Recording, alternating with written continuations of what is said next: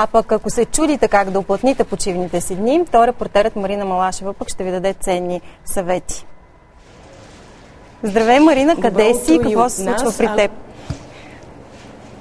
Добро утро! Намираме се на едно много нестандартно място, което всъщност събира хора, които творят различни неща. Ако искате да се научите да рисувате графити или пък комикси, или да усвоите битбокс умения, то със сигурност това е мястото. А Вили е човекът, който е инициатор всичко това да се случва. Добро утро, Вили! Добро утро! В този нестандартен час, тук обикновено по-късничко кипи активност, но и сега ще ви покажем каквото може. Ти си създател на първата академия за градско изкуство. Как се роди идеята? Целта ни е да създадем един център постоянно действащ за хора с интерес в съвременните изкуства. Напоследък се организират доста инициативи, което е радостно, но те имат спорадичен характер. Идеята е да се създаде едно постоянно действащо средище. Идеята се роди по много лесен начин. Всеки трябва да превръща проблемите си в плюсове. Имам деца.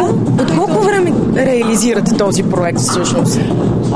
От началото на май започнахме. Първо с ремонт на тази сграда, след това с събиране на екипа, което не беше много лесна задача, понеже не търсим хора с педагогическо образование, просто хора, които имат умения, които трябва да предадат на тези, които искат да ги получат. Какво можем да научим в академията? И аз, примерно, мога ли да се запиша в нея?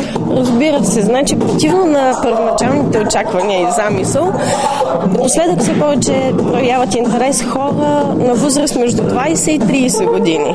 В началото ние ориентирахме към ученици и към тинейджери, което е много хубаво. Явно има нужда дори и хората, които са завършили училище, минали тинейджерска възраст, имат интерес към тези изкуства. Добро утро! Какво творите тук? Правиме си тениски с аерограф, използваме текстилни боички и няма мърдане това. За колко време става една такава тениска? Зависи от час до 2-3, зависи от сложността на дизайна. И отново към битбокса.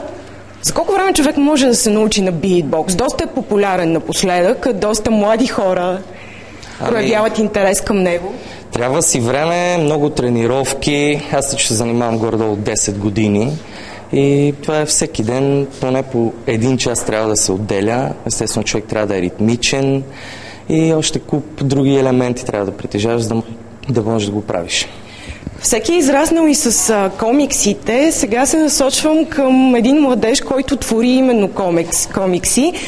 Добро утро! Какво правите в момента? Какво рисувате? Аз в момента пресъздавам един герой, който го има от много време.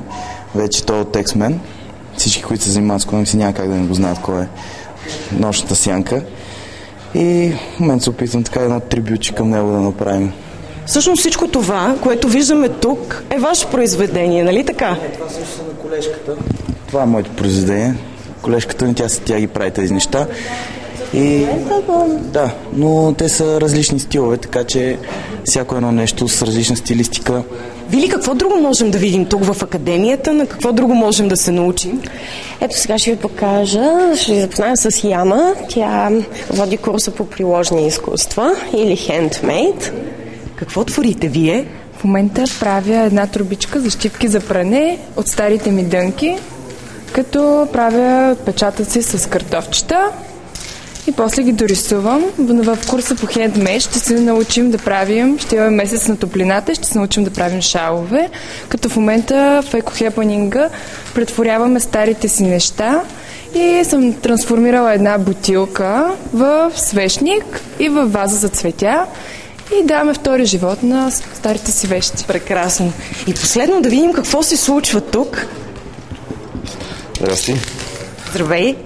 Това е Таша, който води курса по Space Paint. Какво означава това? Рисуваме с спрелове върху картон и върху всякакви повърхности като цяло с горе-долу подръчни материали. Какво е? Това е в момента специален капак от Атко. Да, от конструктор. Подръчни материали. Това е от кофичка за течен шоколад, примерно. Всяко едно нещо може да намери предназначение. Абсолютно. На стената виждаме готови вече. Те са много ефектни, се получават наистина. Виждаме тук и едни прекрасни графити. Ето сега ще запознаем с автора им. Това е Ники от група 140 идеи. Той ще ходи да ви Прекъснем. Ники, има ли голям интерес към графитите? Ами като цяло има доста голям интерес, даже доколкото знам и тук за академията вече има желаящи за група. Марина, благодаря ти за това включване. За съжаление ще трябва да ви прекъснем, тъй като вървим към новини, а имаме и други теми в предаването. Благодаря ти, наистина беше интересно това, което видяхме. Ценни идеи за това какво можем да правим през уикенда.